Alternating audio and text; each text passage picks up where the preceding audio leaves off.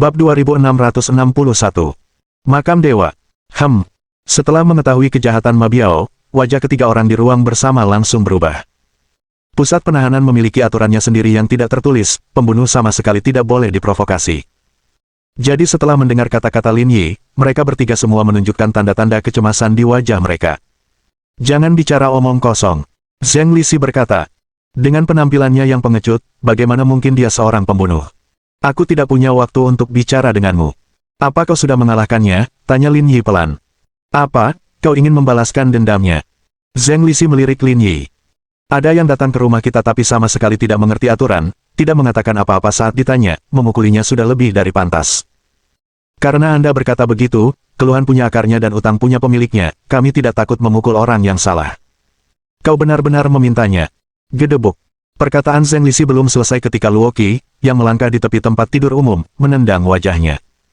Sebelum dia sempat bereaksi, dia ditendang hingga terpental. Apa yang sedang kamu lakukan? Dua orang lainnya ketakutan dengan sikap Luo Qi yang galak dan buru-buru mencoba melarikan diri ke tempat lain. Namun Luo Qi tidak membiarkan mereka pergi. Dia menendang mereka semua ke tanah, tidak bisa bangun.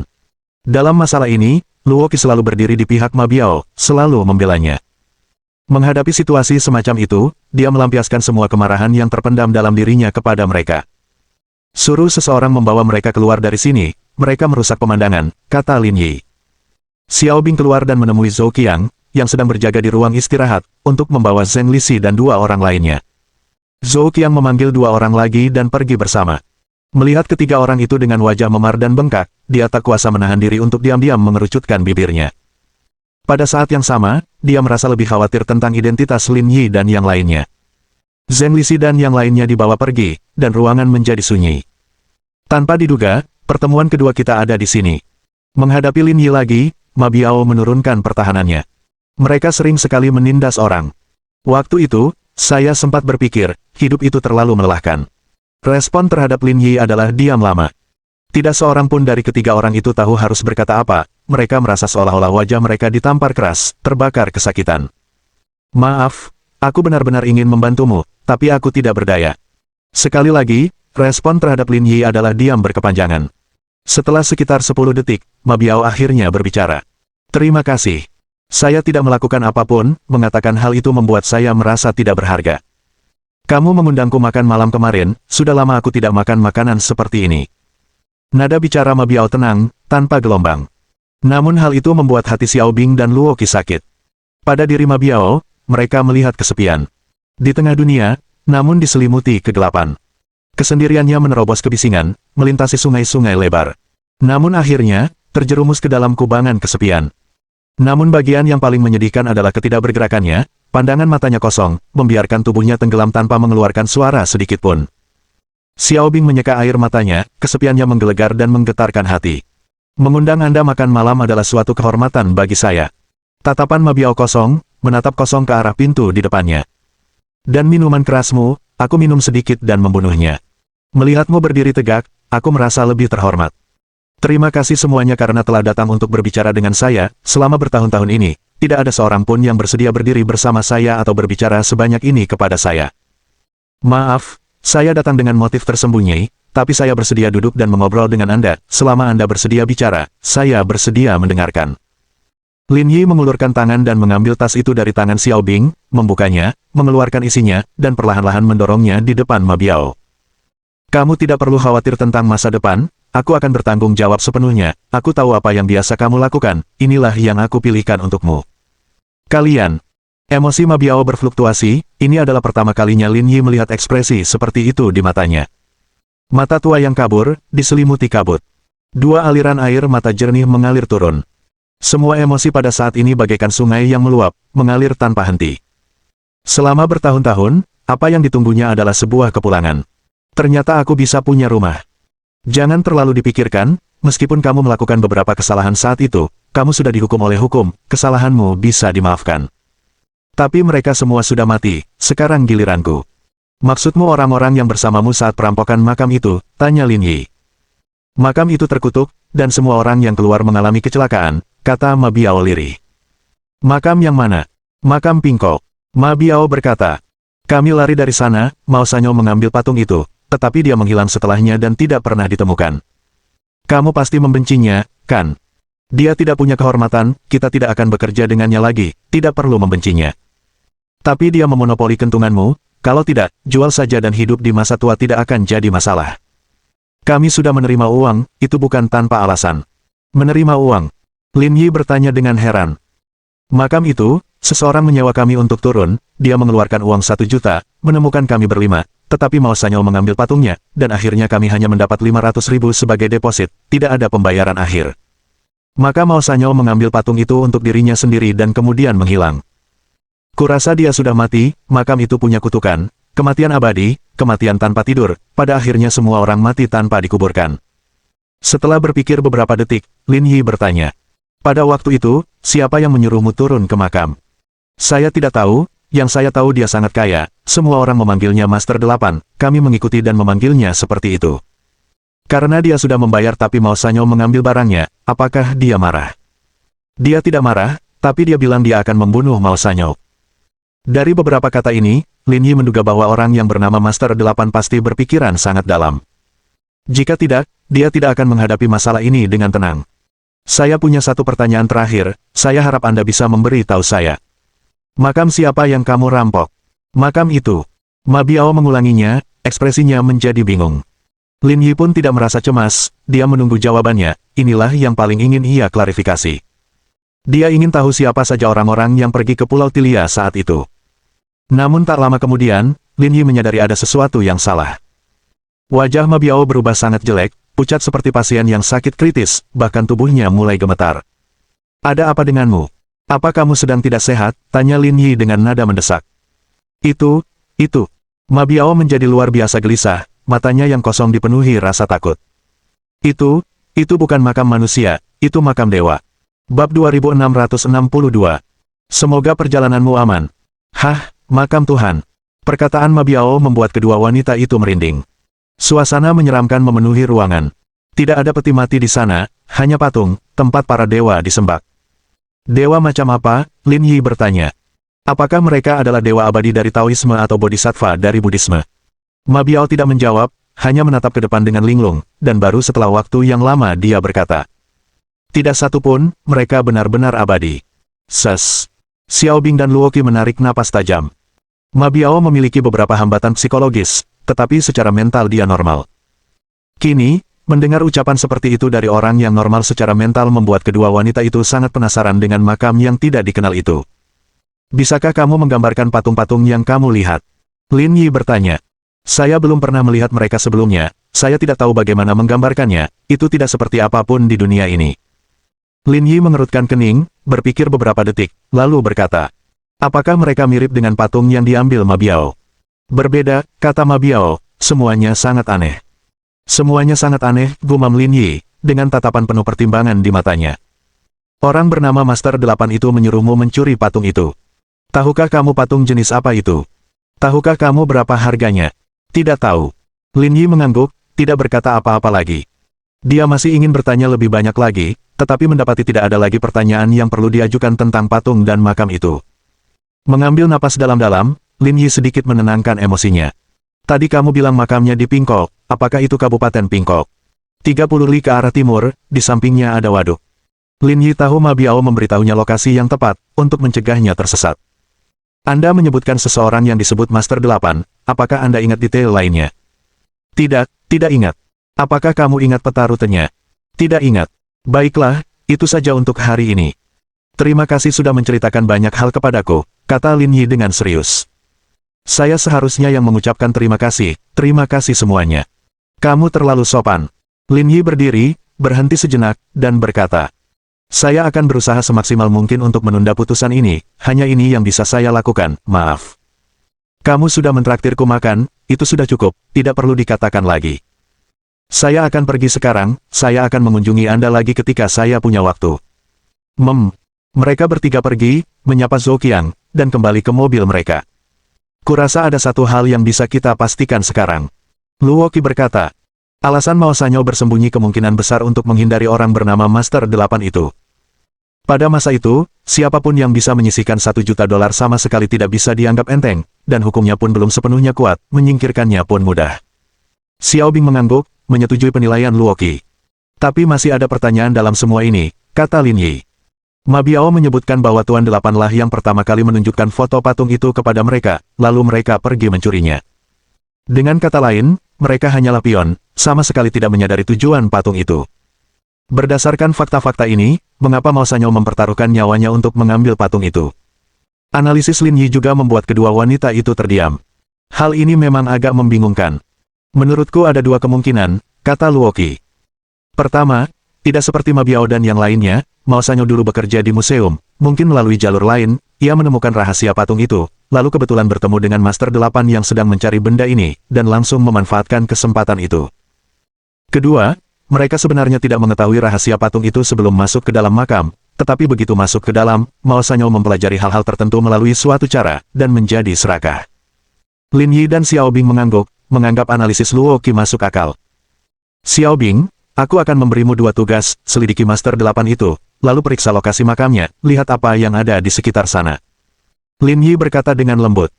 Mengingat situasi saat ini, kita mungkin perlu melakukan perjalanan ke sana. Ya. Lin Yi berkendara kembali ke Chengdu, urusan di sini sudah selesai, dia bisa kembali ke Yanjing.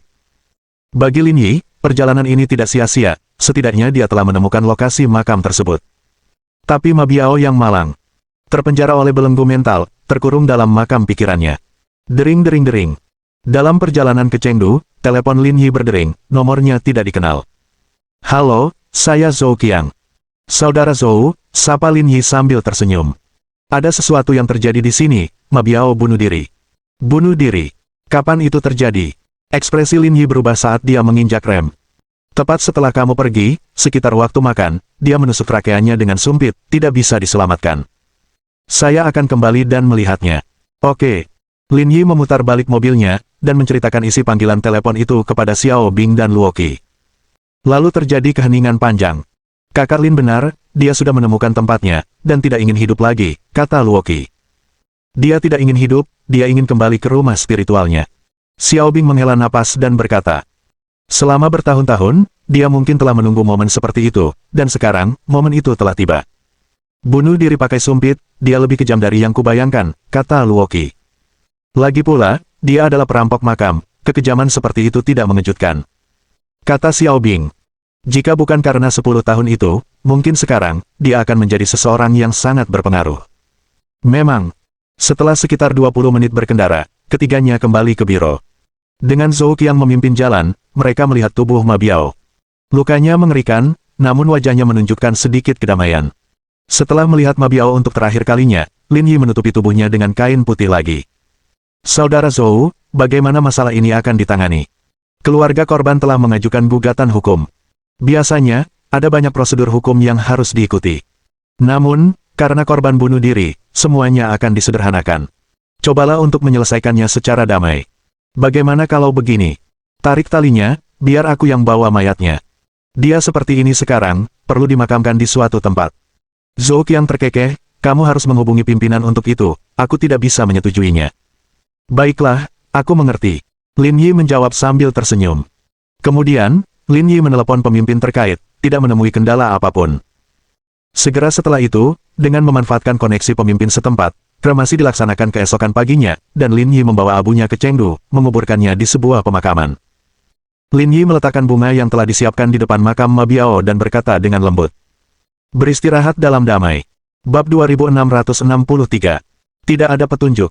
Setelah menangani masalah Ma Biao, ketiganya merasa seolah beban pikiran mereka terangkat dan menaiki pesawat kembali ke Yanjing dengan mudah.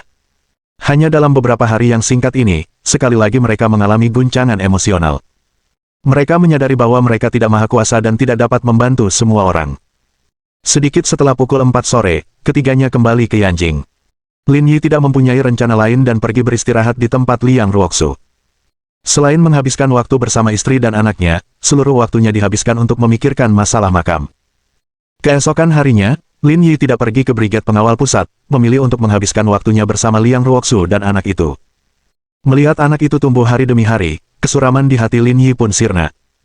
Pada hari ketiga kembali, setelah sarapan, Lin Yi pergi ke Brigade Pengawal Pusat dan tiba di kantornya, tempat tim 1 hadir. Saudara Lin, situasinya sepertinya tidak benar, kata Xiao Bing. Ada apa?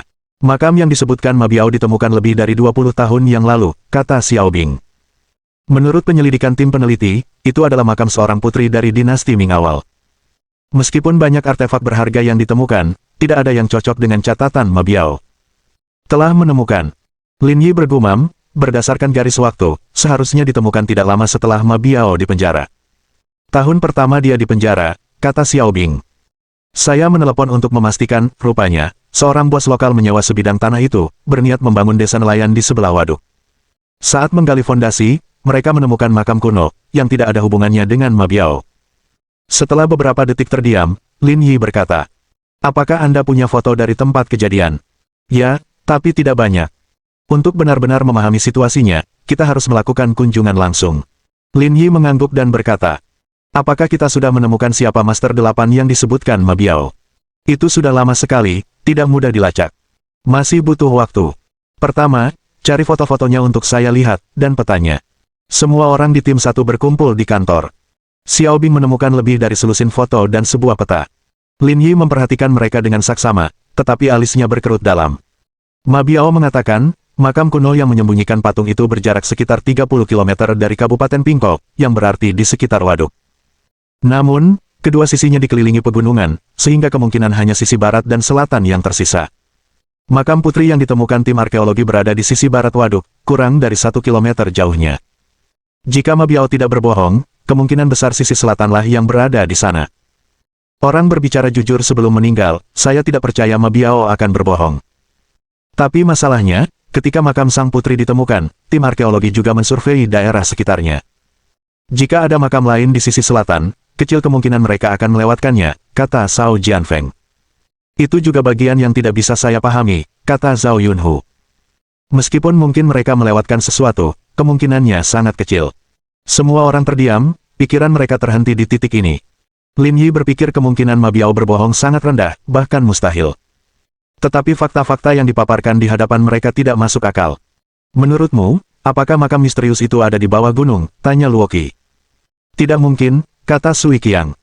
Bisnis keluarga kami melibatkan pariwisata, dan mengembangkan daerah pegunungan sangatlah sulit. Tanpa peralatan modern di zaman dahulu, hal itu akan semakin mustahil. Saya setuju dengan saudara Qiang, kata Zhang Chaoyue. Membangun makam di bawah gunung adalah hal yang tidak baik, orang-orang di zaman dahulu tidak akan melakukan hal itu.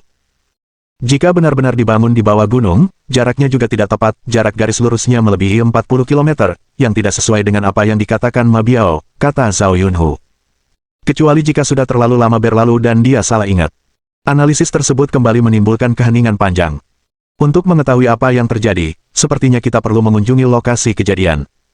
Lin Yi mengusap dagunya dan berkata, Sui Qiang, Yunhu, Chaoyue, Luoqi, kemasi barang-barang kalian dan pergi bersamaku besok. Jianfeng dan Xiao Bing, kalian berdua tinggal dan selidiki masalah Tuan 8. Saudara Lin, kita masih amatir dalam hal ini. Haruskah kita menghubungi para arkeolog dari masa itu? Mereka dari Departemen Kebudayaan Provinsi Lu. Meminta bantuan mereka hanya masalah satu kata, tanya Luoqi. Lin Yi berpikir sejenak dan berkata, kita belum tahu situasinya. Ayo kita ke sana dan lihat dulu. Kalau tidak ada petunjuk, kita akan minta bantuan para profesional. Setelah menetapkan rencana, tim 1 menjalankan tugasnya secara terpisah. Dan pada siang hari berikutnya, mereka menaiki pesawat menuju Provinsi Lu. Kabupaten Pingkok terletak di kota Dean, Provinsi Lu, kota lapis ketiga yang sangat kaya di mana kehidupan jauh lebih nyaman daripada Yanjing dan Zonghai yang serba cepat. Kota Dean berjarak 40 km dari Kabupaten Pingkok, dengan total perjalanan sekitar 70 km, tidak terlalu jauh. Setelah makan malam, waktu sudah menunjukkan lewat pukul 7, dan Zhang Chaoyue menyeka mulutnya dan bertanya, bos, apa rencanamu nanti? Rencananya nanti adalah mencoba makanan khas setempat, kata Luoqi. Beli produk lokal. Kamu akan tahu nanti. Sekitar setengah jam kemudian, Xiao Bing memarkir mobilnya di pinggir jalan. Di sini, Zhang Chaoyue melirik keluar dan berteriak kaget, wow, bos benar-benar tahu cara hidup. Mereka semua dengan gembira keluar dari mobil untuk mengikuti sesi Big Treasure Sword. Keesokan paginya, sedikit setelah pukul 7, mereka menyegarkan diri dan menuju ke Waduk Green Mountain di Kabupaten Pingkok. Total perjalanan lebih dari 70 km. Apalagi, jalan Provinsi Lu terkenal datar, dan mereka pun sampai di sekitar tujuan dalam waktu kurang dari 1 jam. Sekitar 1 kilometer dari waduk, ada sebuah desa peristirahatan yang ukuran bisnisnya biasa saja, tetapi ternyata bagus juga. Ada lebih dari selusin mobil terparkir di luar, dan di dalamnya terdapat rumah-rumah bergaya unik untuk beristirahat dan hiburan. Memiliki desa peristirahatan sebesar ini cukup bagus. Parkir dulu, kata Lin Yi. Bos, apakah Anda lapar? Tanya Zhao Yunhu yang sedang mengemudi.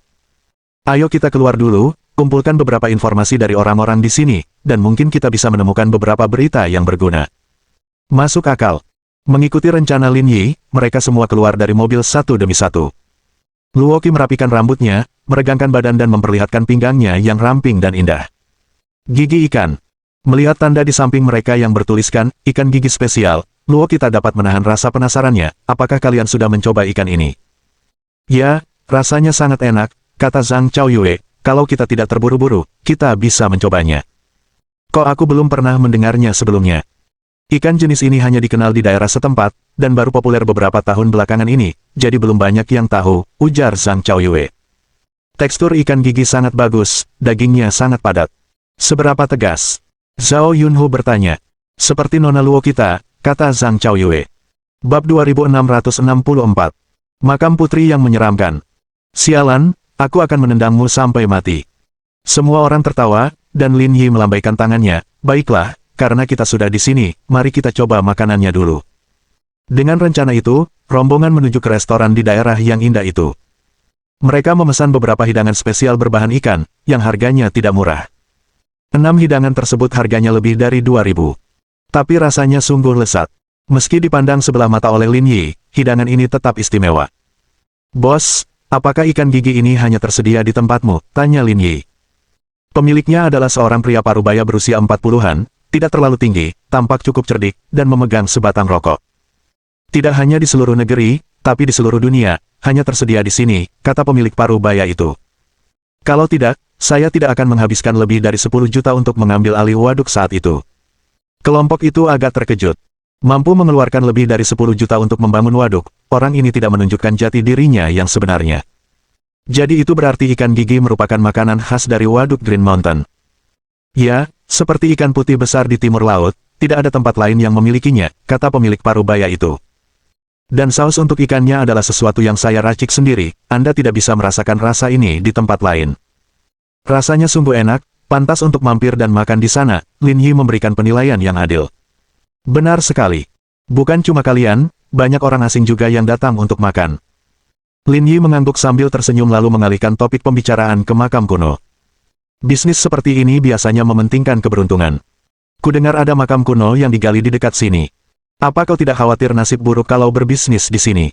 Oh, dari cara bicaramu, kau tahu tentang makam itu.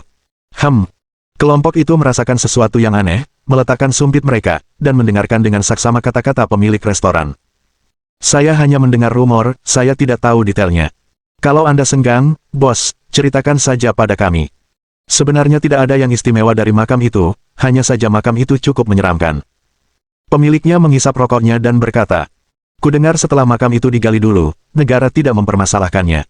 Aku ingin mengambil alih tanah itu dan mengembangkannya menjadi kawasan wisata makam putri, dan dengan adanya waduk di dekatnya, pasti bisa menghasilkan uang. Tapi akhirnya, ada yang mendahuluiku. Jadi, ada daerah pemandangan lain di sebelah barat. Sudah lama hilang, kata pemilik parubaya itu. Kudengar bos menghabiskan jutaan dolar untuk merestorasi makam dan mengarang banyak cerita, mengira mereka bisa menghasilkan uang. Tapi akhirnya, mereka hampir kehilangan segalanya. Secara logika, posisi tempat itu hampir sama dengan milikmu, dan mereka punya mausoleum kekaisaran untuk dilihat, tapi mereka merugi, dan kamu untung. Itulah mengapa dikatakan menyeramkan, kata pemilik parubaya itu. Saya ingat saat upacara pembukaan, mereka membuat pertunjukan besar, tetapi tidak pernah mendapat banyak perhatian. Iklan setelahnya juga tidak membantu. Dalam waktu kurang dari setengah tahun, 2 orang tewas di sana, menyebabkan banyak masalah bagi bos besar itu, dan akhirnya, acara itu ditutup. Lalu mengapa kamu membuka resor di dekat sini, apa kamu tidak takut terkena dampaknya, tanya Lin Yi. Bagaimana mungkin aku tidak melakukannya? Tapi aku benar-benar melihat potensi di tempat ini. Kalau aku tidak melakukannya, aku akan merasa gatal, pemilik parubaya itu mematikan rokoknya dan berkata. Waktu itu aku masih muda, menemukan seorang guru untuk menuliskan jimat untukku, lalu mencobanya. Tak kusangka ternyata berhasil. Apakah makam itu benar-benar seseram itu? Siapa tahu, kata pemilik paruh baya itu. Kudengar yang lain berkata bahwa bos besar itu sedang bermain-main di makam dan terlibat dengan hal-hal yang tidak bersih, jadi semuanya menjadi seperti itu. Bermain-main. Anda pasti orang luar, kata pemilik paruh baya itu. Tempat-tempat seperti mausolem kekaisaran membosankan kalau cuma ada pemandangannya. Butuh gimmick, terutama cerita hantu rakyat jelata suka cerita seperti itu. Kami bahkan membuat beberapa di sini, dan hasilnya cukup bagus. Hanya mengarang beberapa cerita seharusnya tidak akan menimbulkan konsekuensi yang serius. Sepertinya bukan hanya beberapa cerita, mereka menggali banyak tempat dan menyebabkan kekacauan, kata pemilik paruh baya itu. Tapi saya tidak bisa memastikan apa yang terjadi. Mungkin dia tidak punya cukup uang untuk itu, jadi dia tidak bisa menghasilkan uang darinya. Orang harus percaya pada takdir, kalau tidak, semuanya akan buruk. Kau masuk akal, kata Lin Yi sambil tertawa. Dari apa yang dikatakan pemiliknya, Lin Yi tidak dapat menyimpulkan informasi berguna apapun. Dia hanya bisa menyimpulkan bahwa makam itu tidak memiliki banyak nilai. Kalau tidak, menurut hukum dan peraturan yang berlaku, seharusnya dilindungi, bukan dijual kepada perorangan. Dia memutuskan untuk turun langsung ke lokasi untuk mendapatkan pemahaman lebih baik tentang situasi tersebut. Sekitar setengah jam kemudian, mereka menghabiskan makanan mereka seperti embusan angin, tersenyum, mengucapkan selamat tinggal kepada pemiliknya, dan melaju menuju area makam. Jarak antara kedua tempat itu sekitar 3 km, tidak terlalu jauh. Ketika mereka tiba, mereka melihat dua mobil lagi terparkir di luar, dengan beberapa pria dan wanita parubaya berpose untuk foto di pintu masuk. Lin Yi menduga mereka adalah wisatawan yang menuju ke kawasan pemandangan Gunung Hijau dan cukup penasaran untuk datang ke sana dan melihat-lihat. Setelah memarkir mobil, mereka berdiri di gerbang. Batasnya adalah tembok merah setinggi 2 meter, tetapi karena bertahun-tahun tidak dirawat, cat merahnya telah terkikis dan warna batu bata di bawahnya pun terlihat. Di beberapa tempat, temboknya bahkan runtuh, dan ketika melihat ke sekeliling, yang mereka lihat hanyalah kehancuran. Ayo pergi, lihat ke dalam. Kelompok itu mengikuti Lin Yi melewati gerbang merah dan memasuki area pemandangan makam. Tanahnya ditaburi batu-batu putih besar, tetapi beberapa area retak dan ditumbuhi rumput liar. Lurus ke depan terdapat bangunan seperti istana yang panjangnya sekitar 100 meter, dengan aura samar kengerian dan penindasan di kejauhan.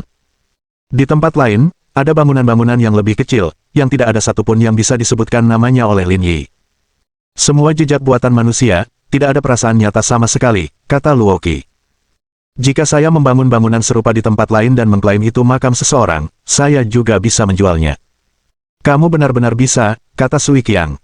Bisnis pariwisata keluarga kami melakukan hal itu di banyak tempat, dan berjalan cukup baik. Bahkan stasiun TV pun datang untuk mewawancarai kami. Tidak mungkin, saudara Qiang, kau sudah menjadi penjahat. Sui Qiang tertawa terbahak-bahak, menghasilkan uang bukanlah hal yang memalukan. Mereka berjalan santai ke dalam istana dan menemukan sesuatu yang berbeda di dalamnya. Di dalamnya terdapat banyak patung, dan banyak plakat kayu bertuliskan tulisan di atasnya. Namun yang paling menarik perhatian adalah lubang tanah besar di hadapan mereka. Luasnya sekitar 5 meter kali 5 meter, dengan kedalaman sekitar 2 meter, penuh dengan berbagai macam sampah. Di sekelilingnya ada pagar rantai, tetapi sudah tidak terpakai lagi. Selain ini, ada lubang-lubang dalam lainnya dengan berbagai ukuran yang saling terhubung satu sama lain. Saudara Lin, ada pengantar di dekat sini yang mengatakan bahwa lubang-lubang besar ini berasal dari makam putri di masa lalu. Bab 2665. Serangan siluman. Apakah Anda punya informasi yang berguna? Tidak, hanya beberapa pengenalan biografi, semuanya sangat biasa. Lin Yi mengangguk, lalu melompat ke dalam lubang yang dalam. Dia membersihkan beberapa sampah dengan kakinya, memperlihatkan tanah kuning kering di bawahnya. Tidak ada yang perlu diperhatikan di sini. Kemudian, Lin Yi melihat ke area lain, tetapi tetap tidak menemukan apapun. Setelah naik kembali, Lin Yi memimpin tim untuk memeriksa lubang lainnya, semuanya sama-sama biasa-biasa saja. Bos, bagaimana kalau kita periksa ke bawah gunung, saran Zhang Chaoyue. Saya selalu merasa dia mungkin bingung dan mengingat tempat yang salah. Mengingat keadaan Ma Biao sebelum kematiannya, Lin Yi berkata, tidak mungkin, mari kita cari lebih teliti, mungkin ada area yang terlewat.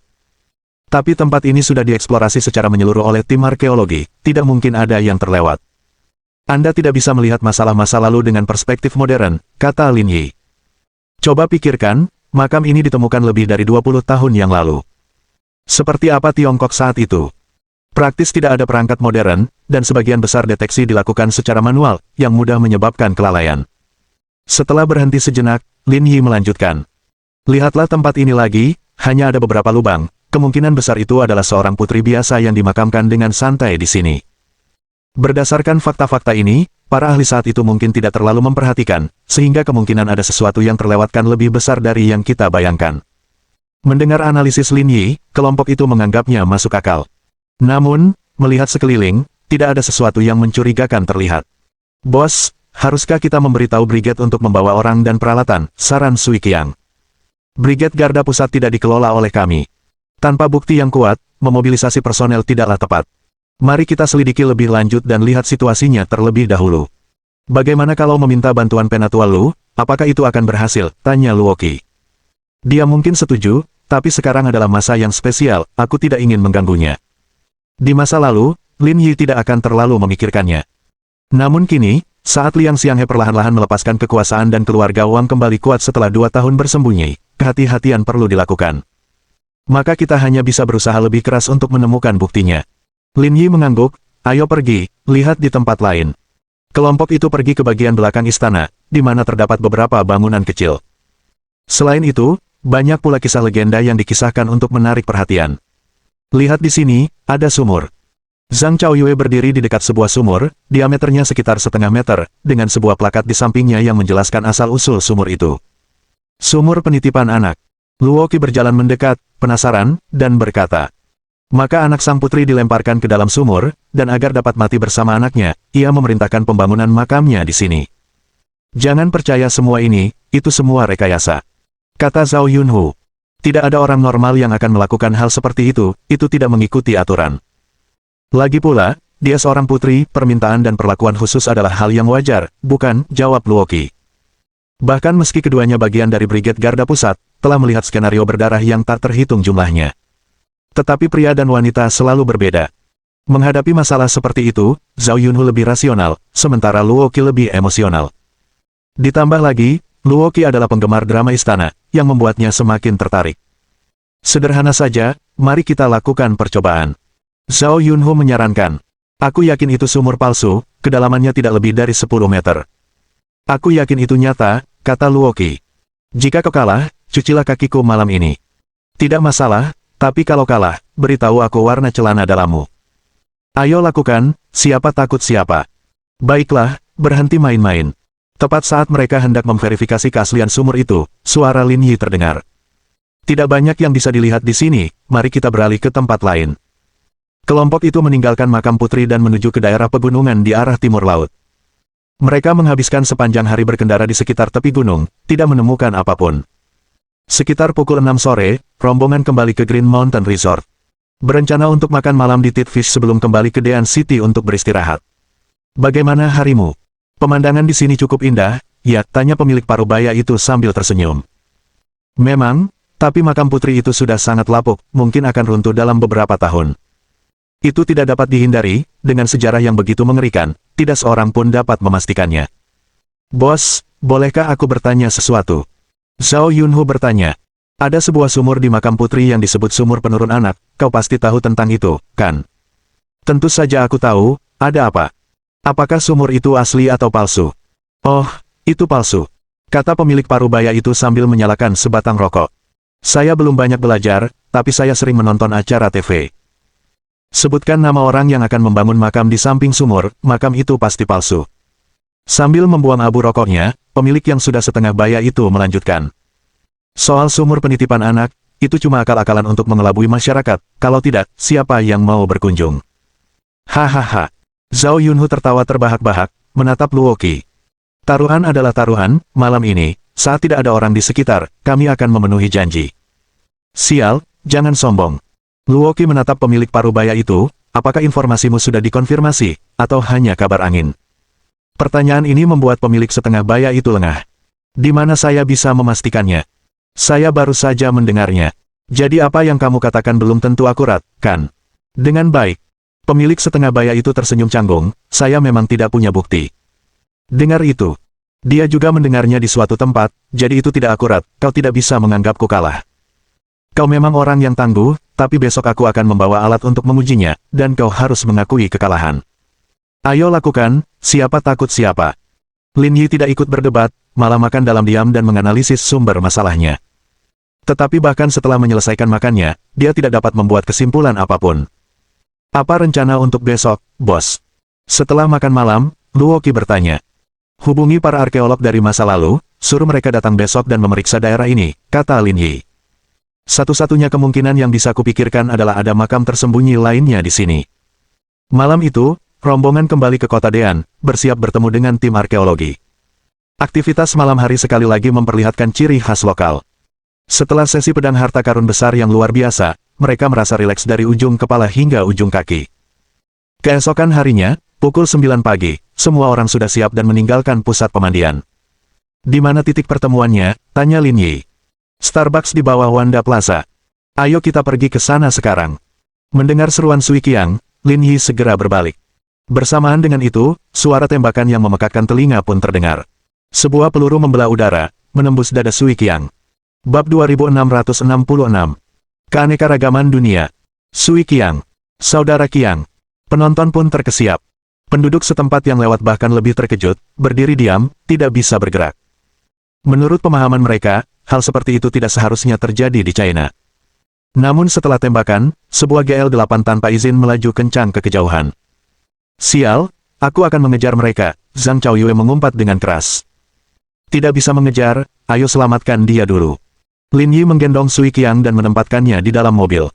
Zhang Chaoyue mengambil alih kendali kemudi, menginjak pedal gas menuju rumah sakit. Saudara Qiang, tunggu sebentar, kami akan segera sampai.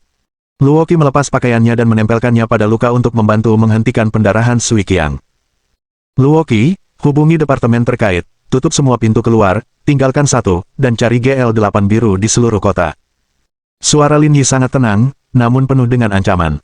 Hubungi pimpinan di dinas kesehatan, suruh mereka mempersiapkan orang-orang yang akan diterima di rumah sakit. Sui Qiang berbaring di pelukan Luoki sementara Lin Yi memegang tangannya untuk mencegahnya pingsan. Jangan takut, aku di sini, tidak akan ada bahaya bagi hidupmu. Aku baik-baik saja, kata Sui Qiang, menahan rasa sakitnya. Aku merasa aku belum mati. Jangan terlalu banyak berpikir, jangan tutup matamu. Lin Yi mengangguk, tidak berkata apa-apa lagi. Wajahnya tenang tetapi terus-menerus mendesak Zhang Chaoyue untuk mengemudi lebih cepat. Akan tetapi, pada kecepatan ini, tidak mungkin untuk melaju lebih cepat lagi. 10 menit kemudian, Zhang Chaoyue mengendarai mobil ke rumah sakit dan berhenti di pintu darurat. Pada saat yang sama, puluhan dokter dan perawat berdiri di pintu darurat, masing-masing tegang. Setelah menerima perintah dari atasan mereka, mereka memahami bahwa korban yang datang memiliki identitas yang sangat istimewa, dan tidak boleh ada satu kesalahan pun yang dibuat, atau karir mereka akan tamat. Setelah keluar dari mobil, Lin Yi menggendong Sui Qiang dan bergegas ke ruang gawat darurat. Apakah ruang perawatan dan ruang operasi sudah siap? Lin Yi mengabaikan direktur yang mendekat dan berbicara terus terang. Siap. Siapkan 2 set gaun bedah lagi, aku akan melakukan operasinya sendiri, kamu tidak akan dibutuhkan. Baiklah, aku akan segera menyiapkannya. Setelah mengirim Sui Qiang ke ruang perawatan, Lin Yi dan Luoki memulai prosedur praoperasi. Waktu terus berlalu, dan dalam waktu kurang dari 20 menit, Lin Yi dan Luoki mendorong Sui Qiang keluar, siap untuk dipindahkan ke ruang operasi. Bos! Zhang Chaoyue dan Zhao Yunhu melangkah maju. Tidak akan ada yang mati, tunggu saja. Mendengar jawaban itu, keduanya pun menghela napas lega dan hati mereka yang gelisah pun menjadi tenang. Di luar ruang operasi, tidak hanya Zhang Chaoyue dan Zhao Yunhu yang menunggu, tetapi para pemimpin rumah sakit juga berdiskusi dengan tenang. Direktur Ma, siapa orang-orang ini? Ini terlalu menakutkan. Para pemimpin di atas tidak mengatakan, hanya memberitahu kami bahwa orang-orang ini istimewa, untuk tidak menyia-nyiakan upaya dalam merawat mereka, kata direktur tersebut. Tapi saya tidak menyangka mereka akan melakukan operasi itu sendiri. Saya juga bingung, tidak pernah ada kasus di mana dokter bedah toraks melakukan operasi sendiri, ujar dokter bedah toraks jantung itu. Tiongkok memiliki banyak orang berbakat yang tidak dapat kita bayangkan oleh orang biasa.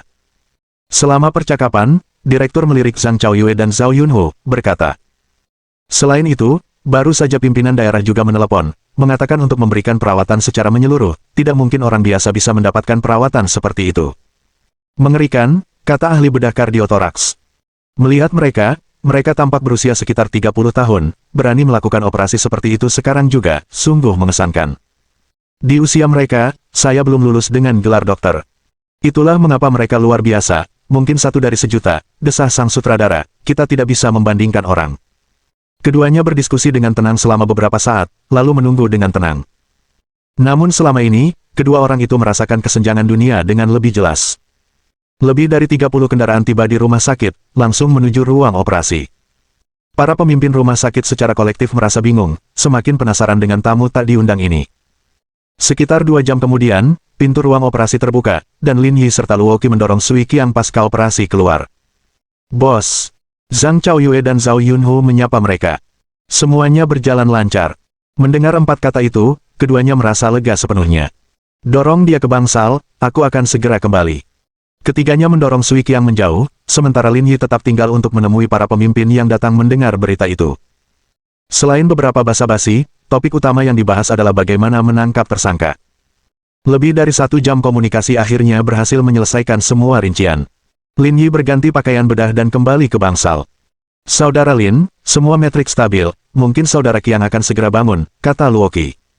Lin Yi mengangguk, hasil ini sesuai dengan harapannya. Bos Liu baru saja menelepon dan berkata untuk dipindahkan kembali ke Yanjing jika memungkinkan. "Tunggu 1 hari lagi, kita bicara nanti saat dia sudah aman," kata Lin Yi. "Sekarang kita harus menemukan mereka yang melakukan ini. Mungkinkah mereka orang asing?" kata Zhang Chaoyue. "Mamen, Freemason, semuanya bisa jadi kemungkinan." "Mungkin, tapi tidak mungkin," kata Lin Yi.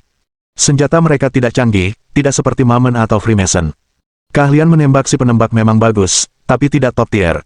Organisasi-organisasi seperti itu tidak akan merekrut anggota dengan kualitas rendah seperti itu. Maka sulit untuk menebak siapa mereka. Kemungkinan besar kelompok yang mencuri dari istana Sanqing sebelumnya. Mereka, ketiganya terkejut. Zhang Yufu pernah tertembak sebelumnya. Saya menelepon dan memastikan pelurunya identik," kata Lin Yi pelan. "Lagi pula, aku sudah memberi mereka pelajaran sebelumnya, menyimpan dendam, mereka punya motif." "Tapi pertanyaannya, bagaimana mereka tahu kita ada di sini?" tanya Zhao Yunhu, "mungkinkah itu kebetulan?" "Tidak mungkin, kan? Ini mungkin melibatkan masalah lain," kata Lin Yi, matanya tertunduk. "Mereka mungkin ke sini untuk merampok makam." "Perampokan makam?" Ketiganya tercengang, tidak mempertimbangkan kemungkinan ini. "Saya menduga mereka juga menemukan makam misterius itu, yang kebetulan berseberangan dengan makam kita, sehingga menyebabkan insiden ini." Ketiganya terdiam, merenungkan kata-kata Lin Yi. Baik dari segi logika maupun realita, hal itu masuk akal. Jika tebakanmu benar, setidaknya kita bisa memastikan makam yang disebutkan Ma Biao berada di dekat makam putri. "Kita tidak salah mencari," kata Luoqi. Bab 2667. Kesenjangan. "Kalau begitu, kita harus bertindak sekarang. Kalau mereka mendahului kita, tamatlah riwayat kita," kata Zhang Chaoyue. "Saya sudah mengirim orang untuk berjaga-jaga. Jika mereka menemukan orang yang mencurigakan, mereka bisa langsung mengidentifikasinya," kata Lin Yi. "Tugas utama sekarang adalah menangani masalah ini dengan Sui Qiang." Saat mereka tengah berbincang, Sui Qiang terbangun. "Saudara Qiang." Mereka berkumpul, menatap Sui Qiang. "Maaf telah merepotkan kalian semua. Efek obat biusnya belum hilang sepenuhnya, dan bicaranya belum jelas." "Tidak perlu kata-kata seperti itu," kata Lin Yi. "Aku berutang nyawaku padamu." Sui Qiang menyeringai namun tidak berkata apa-apa lagi. Berada di Brigade Garda Pusat, beberapa hal lebih baik tidak diungkapkan. Keakraban di antara mereka dipahami tanpa kata-kata. Sekitar pukul 4 sore, 3 orang berseragam masuk sambil membawa komputer. "Halo, Tuan Lin Yi. Saya Zhang Yuanji, penanggung jawab kasus ini. Kami menemukan beberapa informasi yang ingin kami laporkan kepada Anda." Lin Yi menyambut ketiganya masuk, siap untuk mempelajari lebih lanjut tentang situasi tersebut. Zhang Yuanji membuka laptopnya dan menjelaskan rincian yang relevan kepada Lin Yi dan yang lainnya. Setelah kejadian itu, GL8 tanpa izin ini melaju ke sebuah gang di pinggiran kota dan belum keluar lagi sejak itu. "Ketika kami bergegas ke sana, kami menemukan GL8 itu," kata Zhang Yuanji. "Melalui penyelidikan berurutan, kami menemukan bahwa tersangka mungkin telah beralih ke sedan BMW 530 hitam dan meninggalkan kota melalui pintu tol. Apakah stasiun tol ini satu-satunya yang buka?" "Ya, semuanya disegel sesuai instruksi Anda, hanya yang ini yang dibiarkan terbuka," jelas Zhang Yuanji. Dalam pemeriksaan selanjutnya, ditemukan bahwa mereka menuju kota Kuan dan berkendara ke distrik Villa Songshan baru. Rekan-rekan di sekitar, karena khawatir akan memberitahu para tersangka, tidak mengambil tindakan dan ingin mendengar pendapat Anda. "Kirimkan data yang relevan ke emailnya." Lin Yi mengangguk ke arah Luoqi dan berkata, "Kami tidak membutuhkanmu lagi. Kami akan mengurusnya sendiri. Apakah kamu yakin tidak membutuhkan bantuan kami?" "Ini hanya masalah membunuh beberapa orang, tidak perlu bantuan," kata Lin Yi. Zhang Yuanji dan kedua rekannya berkedut di sudut mulut mereka. Dari mana datangnya orang-orang tangguh ini? Luo Qi pergi untuk menerima data sementara Lin Yi menatap Zhang Chaoyue dan Zhao Yunho, berkata. Luo Qi dan aku bisa menangani ini. Kalian berdua tetap di sini. Jika kami tidak kembali dalam 24 jam, bicarakan dengan pihak rumah sakit tentang pemindahan, dan ikuti keputusan mereka. Dipahami. Keduanya secara otomatis meraih pinggang mereka dan menghunus senjata yang mereka bawa. Bos, kamu harus bawa ini, kamu mungkin membutuhkannya. Murid Zhang Yuanji dan kedua rekannya menyipit saat melihat gaya senjata tersebut, yang belum pernah mereka lihat sebelumnya, apalagi menggunakannya. Aku tidak terbiasa dengan itu. Kalian berdua simpan saja. Setelah berbicara, Lin Yi berbalik ke Luo Qi, apakah datanya sudah siap? Sudah siap, kita bisa berangkat kapan saja. Lin Yi mengangguk dan memandang Zhang Chaoyue dan Zhao Yunho, berkata. Masalah di makam putri juga tanggung jawab mereka. Sisanya bisa dibicarakan. Kami akan berangkat. Setelah memberikan instruksi yang tersisa, Lin Yi dan Luo Qi pergi. Di lantai bawah ada mobil yang disiapkan sebelumnya oleh departemen terkait. Lin Yi duduk di kursi pengemudi dan menuju ke kota Kuan. Seluruh perjalanan menempuh jarak lebih dari 100 km, mencapai distrik Villa Songshan baru yang disebutkan Zhang Yuanji dalam waktu sekitar 2 jam. Saudara Lin, ini adalah daerah makmur di kota Kuan, tempat para elit tinggal, kata Luo Qi. Jika mereka melarikan diri ke sini, kemungkinan besar mereka punya kaki tangan. Kita akan tahu begitu kita masuk dan melihatnya. Lin Yi memarkir mobilnya di tempat yang tidak mencolok, dan keduanya keluar dengan diam-diam, mencari titik buta pada kamera pengawas dan memanjat tembok. Distrik villa itu luas, dibangun di dekat gunung, dengan pepohonan hijau subur yang menyediakan perlindungan yang sangat baik. Keduanya berpisah dan, setelah lebih dari 1 jam, menemukan mobil yang disebutkan Zhang Yuanji. Bos, lihat mobil hitam itu, seharusnya itu kendaraan target, plat nomornya cocok. Lin Yi mengamatinya, seharusnya memang begitu. Ayo kita masuk dan periksa. Sebagai daerah terkaya di kota Kuan, New Songshan sangat tersohor di kalangan penduduk setempat. Menyebutkan real estate di sini berarti mendefinisikan seseorang sebagai orang kaya. Karena mereka yang memiliki aset di bawah 1 miliar tidak memenuhi syarat untuk tinggal di sini. Di Villa 12 New Songshan, lampu di ruang belajar lantai 2 masih menyala. Di sofa di depan meja duduk seorang asing berambut pendek. Sambil memegang cerutu, dia duduk bersila, menatap Hunter yang duduk di sofa dan berkata, operasi ini gagal lagi. Apa rencanamu selanjutnya? Namanya Apna, seorang wakil presiden di sebuah perusahaan asing di kota Kuan. Meskipun gaji tahunannya hanya lebih dari 10 juta, jika dihitung dengan saham, kekayaan bersihnya sudah melampaui 1 miliar. Selain itu, ia juga berdagang barang antik secara sembunyi-sembunyi, sehingga kekayaannya yang sebenarnya tidak terhitung banyaknya. Sebelumnya, Apna pernah bekerja sama dengan William, dan Hunter pernah bekerja untuknya, sehingga terjalin keakraban di antara keduanya. Ini bukan kegagalan total, hanya saja sangat disayangkan kami tidak berhasil membunuhnya, kata Hunter. Tapi membunuh salah satu temannya bukanlah hasil yang buruk. Keluapan seperti itu tidak ada gunanya dan bisa membawa masalah bagi Anda. Saya tidak sekadar melampiaskan kekesalan, saya mengulur waktu untuk orang lain, kata Hunter. Kehadiran mereka di sini bukan kebetulan. Kurasa mereka sudah mendapatkan informasi makam itu. Dengan tim Willis yang sudah ada di makam itu, tinggal menunggu waktu saja sebelum mereka berhasil. Jika dibiarkan, operasi kita di sini mungkin akan terpengaruh. Begitu ya, menggunakan metode ini untuk mengulur waktu mereka bisa memberi kita banyak waktu. Hunter mengangkat bahu sambil tersenyum puas, dan berkata, jadi aku akan bersembunyi di sini selama beberapa hari. Setelah mereka keluar dari makam, aku akan pergi. Bukankah kau bilang kau ingin balas dendam? Orang itu belum mati, apa kau sanggup pergi, goda Apna? Meskipun aku enggan, kita punya tugas penting, dan aku tidak bisa menundanya karena ini. Lagi pula, aku tahu alamatnya, jadi aku bisa membalas dendam nanti. Tapi kau harus tahu, ini Tiongkok. Insiden penembakan bukan masalah sepele, dan situasimu cukup berbahaya. Investigasi yang teliti. Hunter tertawa menghina. Aku pernah melakukan hal serupa sebelumnya. Lihat saja seberapa baik kemampuanku sekarang. Dengan kemampuan mereka, mustahil untuk menangkapku. Tapi kamu harus tahu, orang itu tampaknya tidak biasa. Jangan khawatir, aku sudah benar-benar siap saat bertindak. Menangkapku tidak akan mudah. Dalam kegelapan, suara Lin Yi terdengar. Bab 2668. Konsekuensi mengancam Lin Yi. Suara yang tiba-tiba itu mengejutkan keduanya, dan mereka segera menoleh ke arah pintu ruang kerja. Melihat Lin Yi dan Luo Qi, ekspresi Hunter berubah drastis. Wajahnya pucat pasi, tampak lebih buruk daripada pasien yang sakit parah. Bagaimana kamu menemukan tempat ini?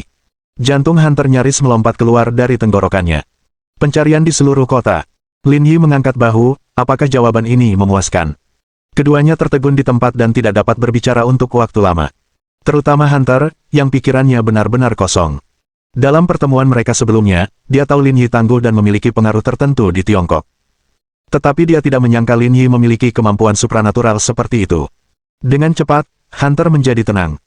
Dia sangat sadar akan situasinya saat ini, jika dia tidak berurusan dengan kedua orang ini, dialah yang akan mati.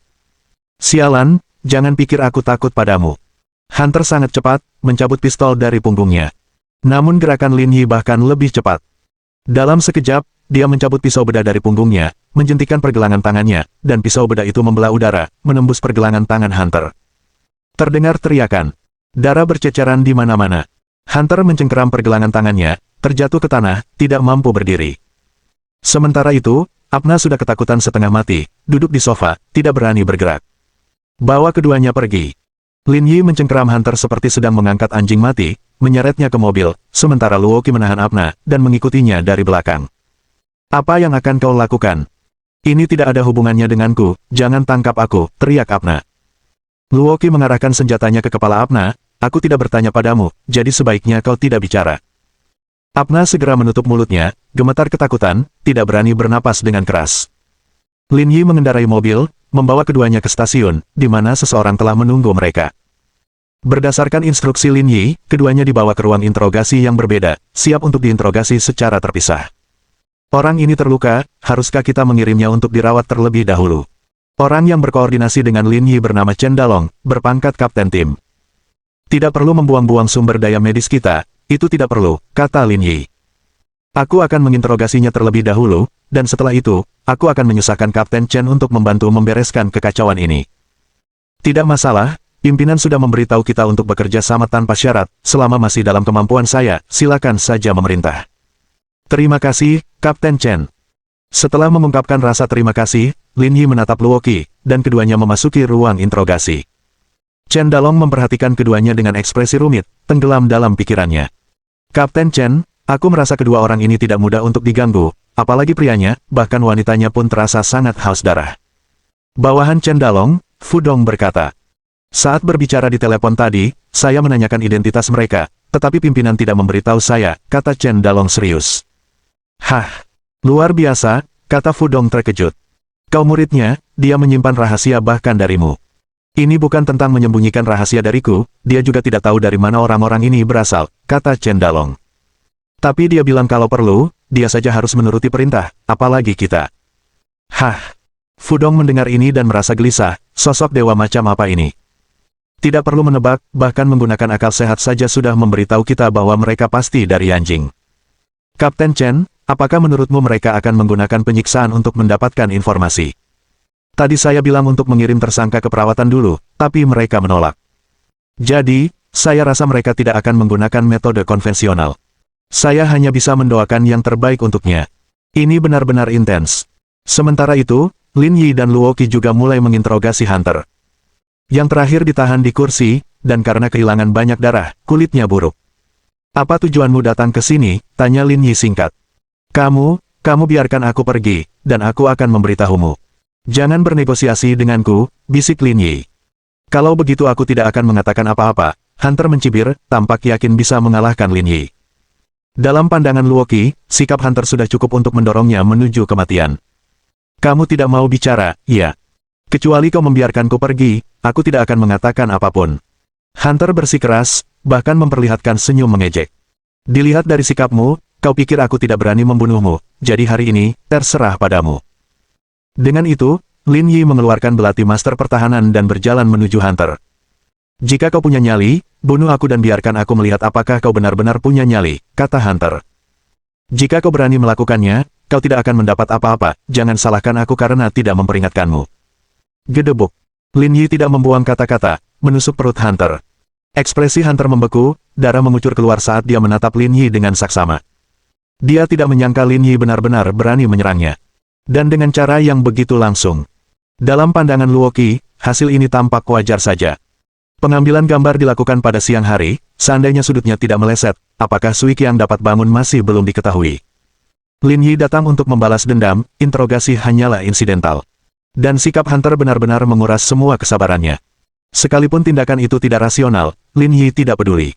Sambil menyeka darah dari belati itu, Lin Yi menyimpannya. Ayo pergi, temui orang lainnya. Luo Qi mengangguk, dan keduanya berjalan keluar bersama. Kapten Chen.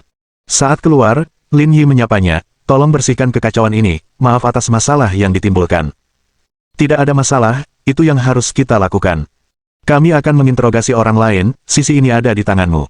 Setelah memberi salam, Lin Yi dan Luo Qi pergi ke ruang interogasi lainnya. Chen Dalong dan Fu Dong memasuki ruang interogasi Hunter. Keduanya membuka pintu dan langsung membeku. Melihat Hunter yang telah lama tidak menunjukkan tanda-tanda kehidupan, mereka terdiam. Mereka awalnya mengira penyiksaan sudah merupakan metode ekstrim, mereka tidak menyangka penyiksaan akan lebih kejam dari yang dibayangkan. Chen Dalong menggigil, tiba-tiba teringat adegan di awal.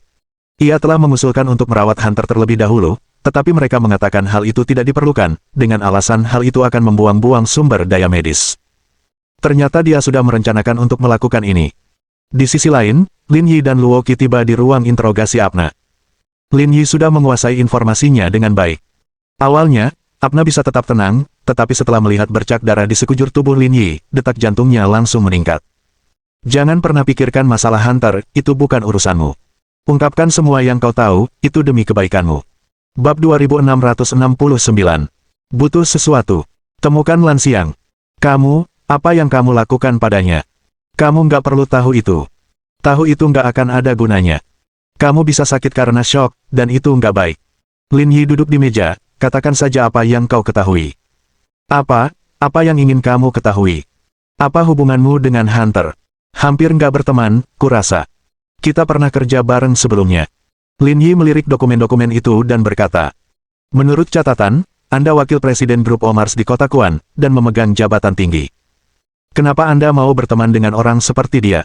Karena saya suka barang antik, saya juga menjalankan bisnis di bidang ini secara pribadi, begitulah kami bertemu. Lin Yi mengangguk, mendapatkan gambaran yang lebih jelas tentang hubungan mereka. Apakah kamu kenal seseorang bernama William Delison? Ya, kata Apna. Kami pernah berkolaborasi sebelumnya, dan tetap berhubungan selama bertahun-tahun. Mengapa Hunter datang bersembunyi bersamamu setelah kejadian itu? Dia menelepon saya siang tadi, bilang dia butuh tempat bersembunyi selama beberapa hari.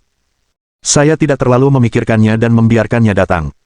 Lin Yi menatap langsung ke mata Apna, membuat rambutnya berdiri tegak, punggungnya merinding. Tahukah kamu mengapa mereka datang ke sini? Perampokan makam. Apna tidak berusaha bersembunyi, menceritakan semua yang diketahuinya. Mereka menemukan sebuah makam di Kabupaten Pingkou dan mengatakan mereka akan mengambil sesuatu dari dalamnya, tapi saya tidak tahu apa.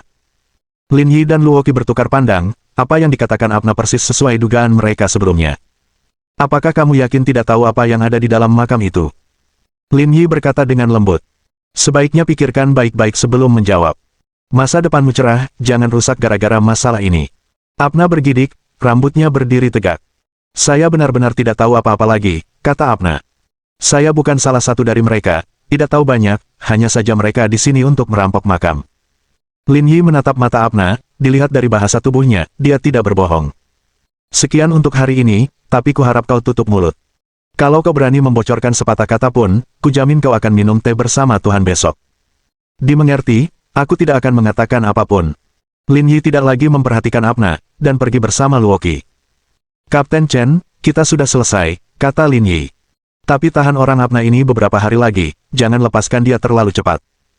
Setelah membahas masalah utama, mereka bertukar beberapa kata lagi sebelum Lin Yi dan Luo Qi pergi. Cerita lama yang sama, setelah tiba di kota Kuan, penting untuk mencicipi makanan khas setempat. Setelah sesi pedang harta karun besar yang menenangkan, Luo Qi menyuruh terapis pergi dan berkata, Saudara Lin, situasi saat ini sedang tidak baik untuk kita. Kalau kita tidak cepat kembali, mereka mungkin akan mendahului kita. Tapi masalahnya, kembali tidak akan membantu kita, kata Lin Yi. Satu-satunya informasi yang terkonfirmasi adalah bahwa memang ada makam lain di dekat makam putri, tetapi kami tidak tahu di mana pintu masuknya. Setelah jeda, Lin Yi melanjutkan. Lagi pula, ada banyak personel yang ditempatkan di dekat makam putri. Jika mereka mendeteksi sesuatu yang tidak biasa, mereka bisa langsung menangkap orang, jadi kita tidak terlalu peduli apakah kita kembali atau tidak.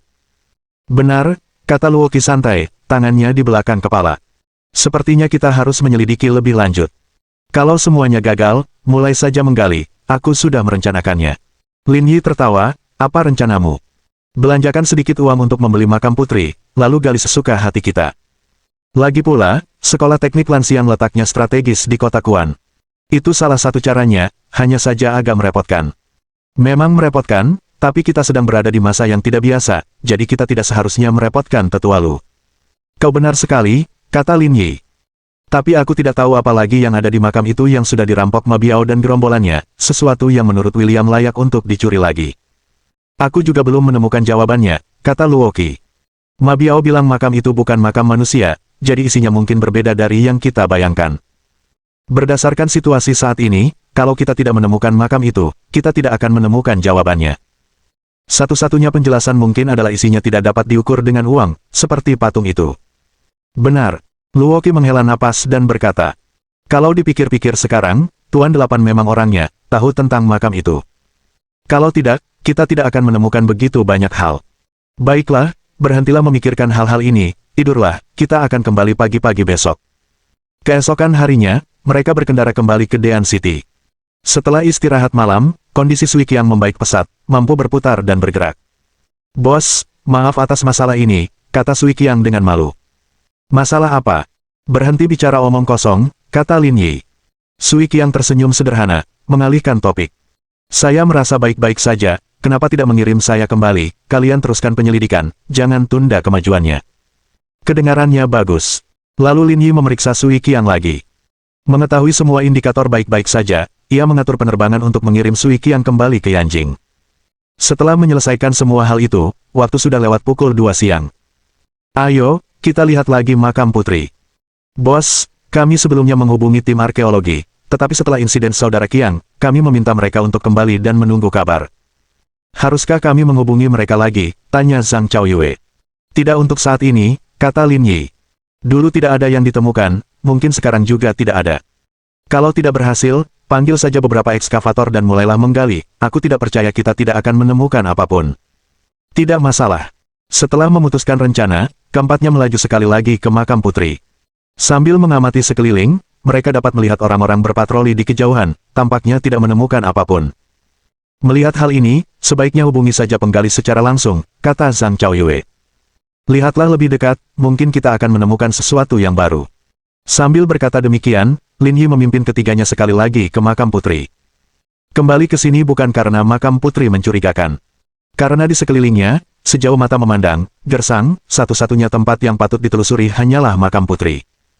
Tetapi tidak ada sesuatu pun yang tampak mencurigakan, membuat Lin Yi tidak tahu apa-apa. Ngomong-ngomong, Luoqi, kamu tidak lupa taruhan kita kemarin, kan? Tanya Zhao Yunhu. Bagaimana mungkin aku lupa, aku masih menunggumu mencuci kakiku.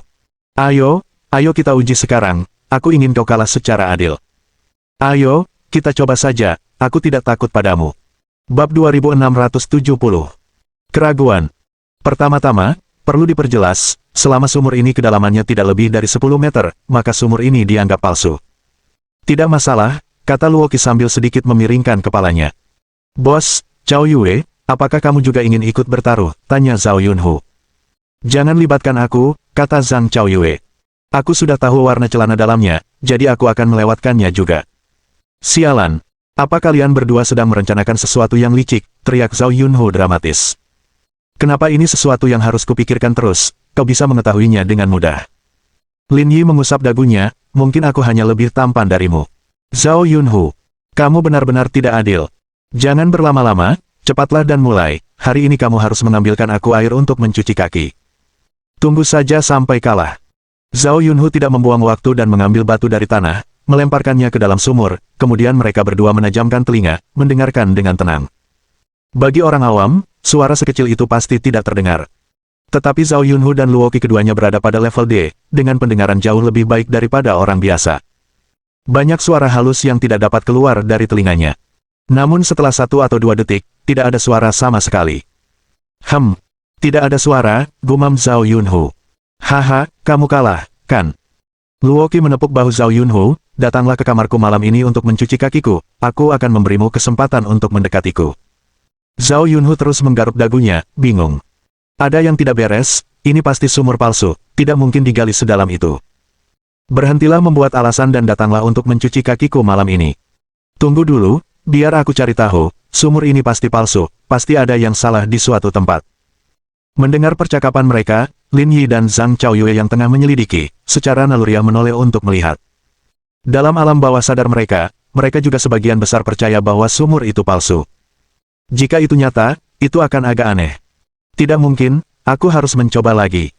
Tesnya tidak berhasil, pendengaran adikku sangat bagus, ini benar-benar bagus. Sama sekali tidak mungkin. Dengan itu, Zhao Yunhu mengambil batu lain dan melemparkannya ke dalam sumur. Keduanya mendengarkan lagi dengan saksama, masih tidak mendengar suara apapun. Lihat, tidak ada suara, kan, kata Luo Qi dengan bangga. Ada yang aneh, kata Zhao Yunhu. Dengan kemampuan pendengaran kita, jika tidak ada suara, kedalaman sumur itu pasti lebih dari 20 meter. Itu sudah pasti, mungkin bahkan mencapai 25 meter. Bukan cuma 25 meter. Kalau sumur resapan, kedalamannya minimal 30 meter, kata Luo Qi. Wah, ini menarik, membangun makam di dekat sumur dan begitu dekat. Ada yang salah, kata Zhang Chaoyue, ada yang mencurigakan. Tatapan mereka beralih ke Zhang Chaoyue, menunggu dia melanjutkan. Jika sumur ini nyata, seharusnya ada tanda-tanda penghuni di sekitarnya, lihatlah sekeliling, semuanya gersang, tidak ada apa-apa, tidak masuk akal. Berhenti sejenak, Zhang Chaoyue melanjutkan. Jika karena suatu alasan, bangunan-bangunan di sini terkubur di bawah tanah, sehingga sekarang tidak terlihat, maka selama eksplorasi arkeologi, mereka seharusnya menemukan lebih dari sekadar makam putri. Perkataan Zhang Chaoyue mendorong mereka, membuat mereka merasa mungkin memang ada masalah. Kalau itu sumur sungguhan, pasti ada tanda-tanda penghuni di sekitarnya. Kalau tidak, mengapa ada orang yang mau melakukan tugas tanpa pamrih seperti itu, menggali sumur di tempat yang tak berpenghuni? Kalau begitu tidak masalah, sumur itu seharusnya palsu, kata Zhao Yunhu. Tapi masalahnya, kalau itu sumur palsu untuk menipu wisatawan, kecil kemungkinan mereka akan membuatnya realistis. Kita akan tahu setelah kita periksa, lihat seberapa dalamnya, kata Zhang Chaoyue. Saya pikir ada tali di mobil, saya akan mengambilnya. Zhao Yunhu berbalik dan keluar, mengambil tali dari mobil. Kemudian, ia mengikatkan sebuah batu pada salah satu ujung tali, dan menurunkannya ke dalam sumur. Namun tak lama kemudian, tali sepanjang 20 meter itu tidak lagi cukup. Batu di bawah tidak mencapai dasar sumur. Ini agak aneh. Melihat ini, bahkan Luo Qi berhenti mempertanyakan kebenaran dan ingin mencari tahu masalahnya. Jika itu sumur palsu, tidak mungkin digali sedalam ini, sama sekali tidak perlu, hanya buang-buang uang, kata Zhang Chaoyue. Sumur sungguhan pun tidak mungkin, tidak ada tanda-tanda kehidupan di sekitar sini, kata Zhao Yunhu. Masalahnya sudah sampai pada titik ini, dan kontradiksi yang muncul membuat mereka semua agak bingung mengenai alasannya. Chaoyue, pergilah ke resort terdekat dan belilah tali dari mereka, kalau tidak, belilah, cepatlah. Menanggapi hal itu, Zhang Chaoyue berkendara ke Green Mountain Resort. Dia kembali dalam waktu kurang dari 20 menit, membawa 2 bundel tali besar. Setelah mengulurkan tali, Zhao Yunhu terus menurunkannya, sekitar 10 meter ke bawah, tepat saat batu di bawahnya tampak menyentuh dasar. Dilihat dari kedalamannya, setidaknya 30 meter, kata Luo Qi. Jika dikonversikan, tingginya kira-kira sama dengan tinggi gedung 10 lantai, ini bukan hal biasa. Saya sudah memikirkan kemungkinannya. Lin Yi tiba-tiba berkata, langsung menarik perhatian semua orang. Yang bisa kita pastikan sekarang adalah makam yang dirampok Ma Biao dan yang lainnya ada di dekat sini, dan sumur yang digali sedalam ini kemungkinan besar terhubung dengan makam di bawahnya. Spekulasi Lin Yi memberi ketiganya sudut pandang baru. Bos, apakah Anda mengatakan bahwa sumur ini adalah terowongan perampok, kata Luo Qi. Lin Yi mengangguk sebagai jawaban. Tapi sudah terbukti kalau sumur ini digali oleh saudagar kaya pada masa itu, jadi kecil kemungkinan ini terowongan perampok, kan? Kita bisa memverifikasinya, kata Lin Yi. Hubungi tim arkeologi dan tanyakan tentang sumur ini, mereka seharusnya melakukan investigasi menyeluruh. Zhang Chaoyue mengeluarkan teleponnya, menghubungi nomor arkeolog, dan menyalakan speakerphone.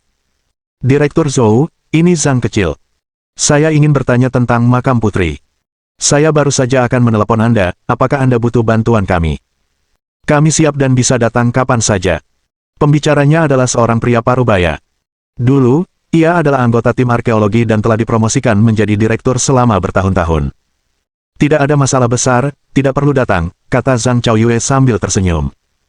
Saya hanya ingin bertanya, ada sumur di makam putri, tepat di belakang istana, apakah Anda mengingatnya? Sumur, waktu kami menggali, tidak ada sumur. Begitu kata itu diucapkan, ekspresi keempatnya berubah. Segalanya mulai terasa aneh. Oh tunggu, sekarang aku ingat, kata Direktur Zhou. Suatu ketika, saya pergi memancing di Green Mountain, dan ketika saya berkunjung ke sana, sepertinya kontraktornya menggali sumur di sana dan kemudian mengarang cerita untuk menipu orang agar kehilangan uang mereka. Mohon dukungan dari omom ante-ante sekalian, buat subscribe atau sharekan novel Mimin ke Facebook kalian, agar channel Mimin bisa terus berkembang. Dengan begitu, Mimin bisa lebih semangat untuk up novel seru lain ke depannya. Buat teman-teman yang sudah subscribe dan sharekan novel Mimin, Mimin ucapkan terima kasih sebanyak-banyaknya. Sekiranya teman-teman menghadapi masalah video diputar dalam bahasa Inggris, coba tukar kepada bahasa Indonesia original melalui cara ini. Semasa mendengarkan, pencet tombol setting di atas kanan video, pilih audio track dan tukar bahasa.